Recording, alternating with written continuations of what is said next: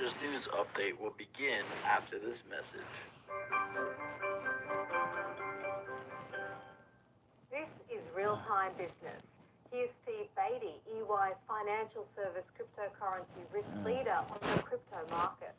EY has undertaken numerous surveys and found that the vast majority of individuals are looking for their firms to engage in some form with cryptocurrency. EY Financial Services can help you stay focused on the future of financial services, one that is stronger, fairer, and more sustainable. For more insights, go to ey.com. And now, with round-the-clock updates from Reuters journalists, here are today's top stories. Musk completes his takeover of Twitter, proclaiming the bird is freed. Власть над миром это вот как раз. Putin rails against the West. North Korea fires another 2 missiles off its east coast. This is Reuters Now. After months of delays, Elon Musk has completed his $44 billion takeover of Twitter, posting a celebratory tweet, "The bird is freed." One of his first moves has been to sack a handful of top executives at the social media company. According to sources, those purged include the chief executive, Parag Agrawal, the chief financial officer, Ned Segal, and the legal affairs and policy chief, Vijay Gadde. Musk has previously accused them of misleading him about the number of fake accounts on the platform. Twitter's approximately 7,500 other employees may now be fretting about their future, as Musk has previously said he plans to cut jobs while building a so-called super app. Such an app would offer everything from money transfers to shopping and ride-hailing.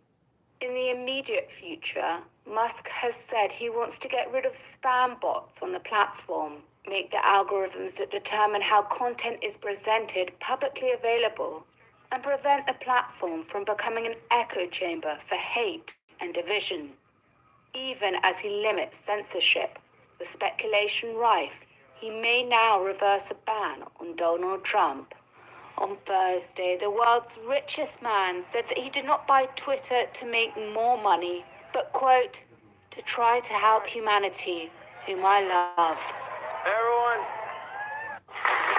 During a 3.5-hour Q&A session Thursday, Russian President Vladimir Putin showed no regrets over his war in Ukraine, insisting that the special military operation was achieving its goals and the West's dominance over world affairs was coming to an end. Власть над миром. World domination is what the so-called West bet on in its game. But that game is, without doubt, a dangerous, bloody, and I would say filthy one.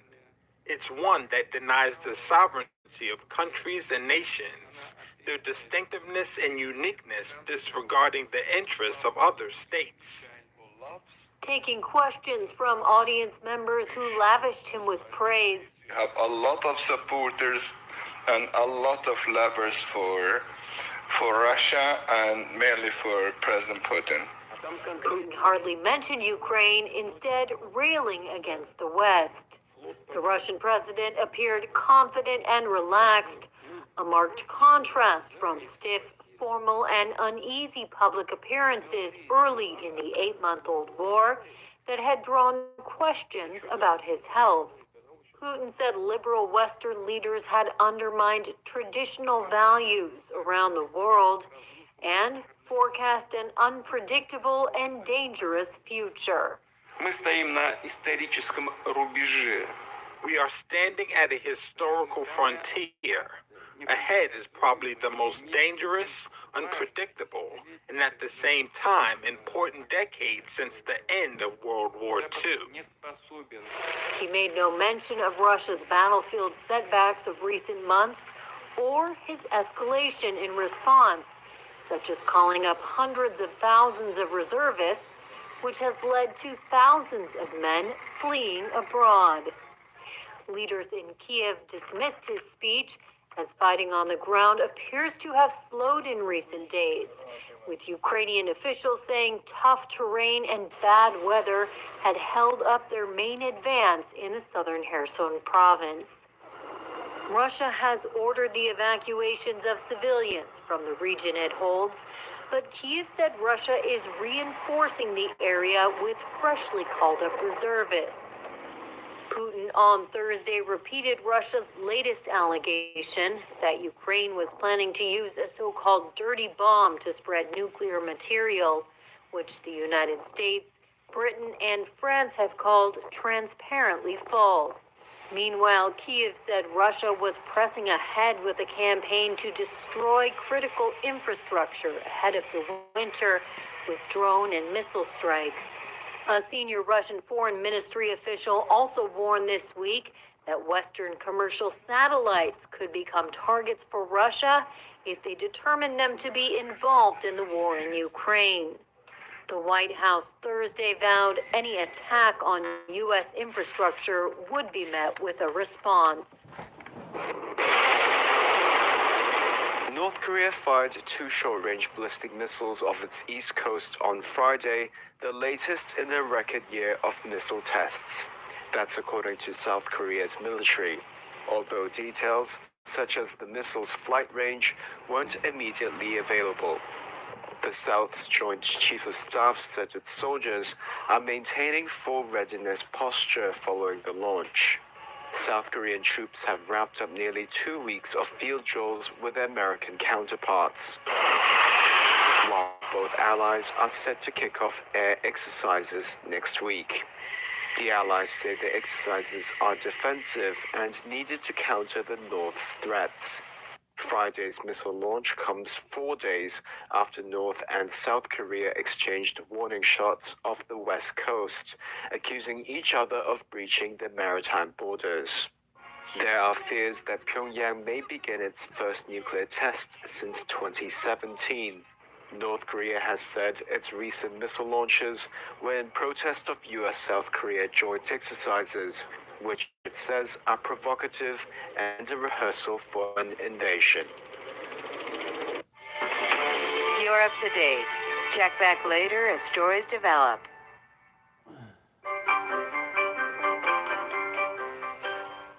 This is Real-Time Business.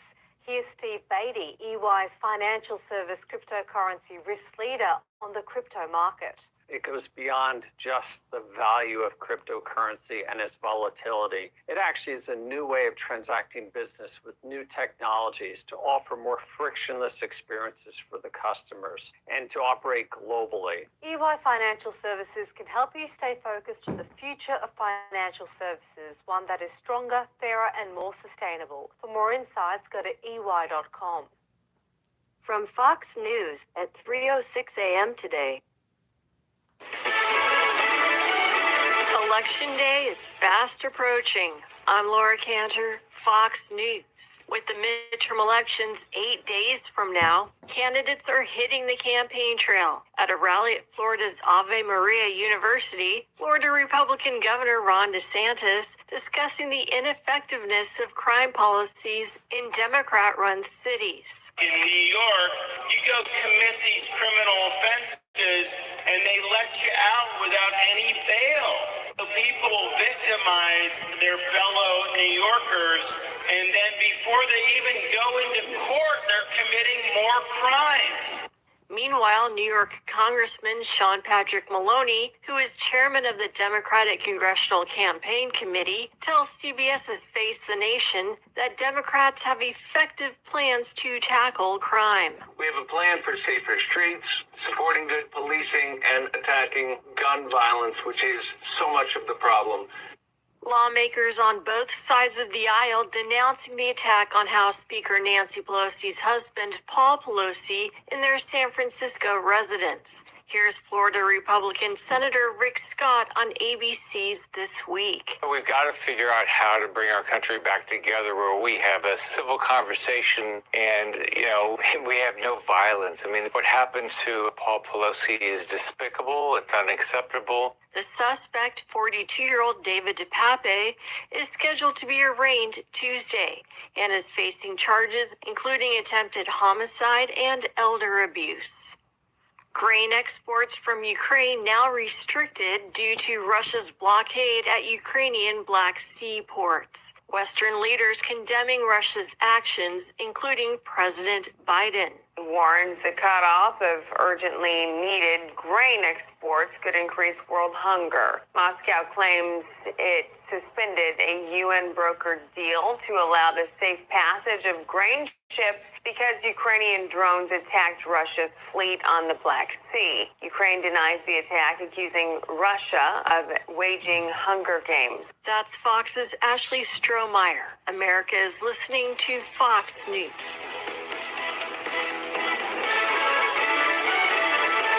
Identity theft shows no signs of slowing down. In fact, more than $14 billion were stolen last year. That's a criminal success story and a wake-up call for everyone else. It can be dangerously easy to steal your identity. LifeLock by Norton makes it easy to help protect yourself. If you become a victim, LifeLock will work to fix it. No one can prevent all identity theft, but everyone can save up to 25% off their first year by going to lifelock.com/Fox. Republican Senator Ron Johnson of Wisconsin campaigning for votes as he faces Democrat Lieutenant Governor Mandela Barnes. Fox's Lauren Blanchard has more. It's not just the Senate race that's heated. A fired-up former President Obama said Republican Senator Ron Johnson is out of touch with voters. The former president was campaigning for the Democratic ticket, including Lieutenant Governor Mandela Barnes, who says Senator Johnson serves wealthy donors and not Wisconsin. Two-term Senator Ron Johnson is on the campaign trail again in Sheboygan, Wisconsin. He is on day 3 of Ron's road tour with dozens of stops